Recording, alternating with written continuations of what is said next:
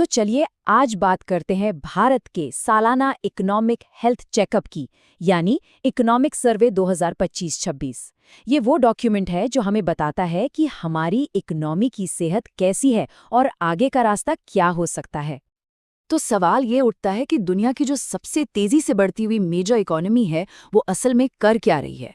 मतलब हेडलाइंस के पीछे, नंबर्स के अंदर असली कहानी क्या है? आइए इसी को समझने की कोशिश करते हैं। देखिए, हर साल ये एक डॉक्यूमेंट आता है जो एक तरह से देश का ऑफिशियल रिपोर्ट कार्ड होता है। इसमें सब होता है, क्या अच्छा हुआ, कहाँ चैलेंजेस हैं। तो चलो इसके हाइलाइट्स को एक एक करके ब्रेक डाउन करते हैं।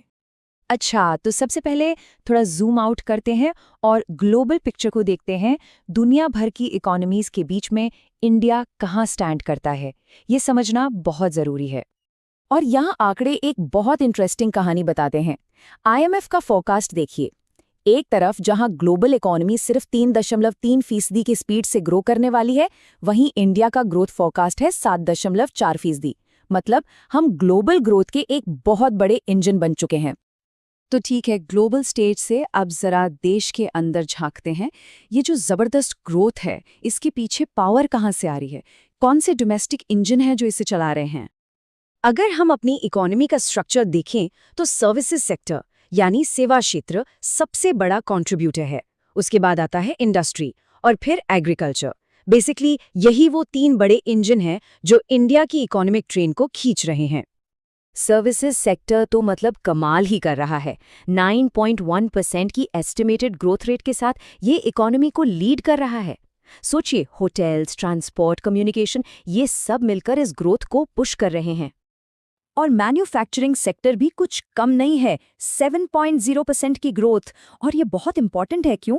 क्योंकि यही वो सेक्टर है जो लार्ज स्केल पर जॉब्स क्रिएट करता है। मेक इन इंडिया जैसे इनिशिएटिव्स का फोकस भी तो यही है। और ये ग्रोथ सिर्फ प्रोडक्शन की कहानी नहीं है। देखिए, प्राइवेट कंजम्पशन स्पेंडिंग, मतलब हम और आप जो खर्च कर रहे हैं, वो 7.5% से बड़ा है। इसका सीधा सा मतलब है कि लोगों का कॉन्फिडेंस है, डिमांड स्ट्रांग है और इकोनॉमी का पहिया तेजी से घूम रहा है। अब किसी भी इकोनॉमी की फाउंडेशन होती है उसकी फाइनेंशियल हेल्थ, और यहाँ कुछ बहुत पॉजिटिव साइन है। फिस्कल डेफिसिट यानी सरकार का घाटा कंट्रोल में है, 4.4% ऑफ जीडीपी पर। बैंकों के एनपीएस मतलब बैड लोन्स कई सालों के लोएस्ट लेवल पर हैं, और जीएसटी कलेक्शन वो तो रिकॉर्ड हाई पर पहुंच गया है। ये सब दिखाता है कि मैक्रो इकोनॉमिक लेवल पर चीजें स्टेबल हैं।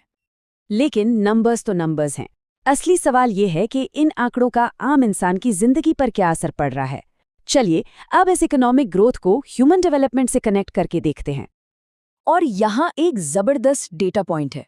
बिहार जैसे राज्य में 2015 से 2023 के बीच मल्टी डायमेंशनल पॉवर्टी 51.9% से घटकर 26.6% पर आ गई। ये बहुत बड़ी बात है। ये दिखाता है कि ग्रोथ का फायदा सच में ग्राउंड लेवल तक पहुंच रहा है। लेकिन कहानी का हमेशा एक दूसरा पहलू भी होता है। सर्वे सिर्फ अच्छी बातें नहीं बल्कि चैलेंजेस को भी हाईलाइट करता है। 14 से 18 साल के बहुत से बच्चे स्कूल से बाहर हैं। क्यों? 44% को घर की इनकम सपोर्ट करने के लिए काम करना पड़ता है और 28% को घर के काम करने पड़ते हैं। ये एक बहुत सीरियस सोशल चैलेंज है जिस पर हमें ध्यान देना होगा। और यहीं पर इम्प्रूवमेंट का स्कोप दिखता है। हेल्थ और एजुकेशन पर हमारा सरकारी खर्च जीडीपी के परसेंटेज के तौर पर अभी भी डेवलप्ड कंट्रीज के मुकाबले काफ़ी कम है।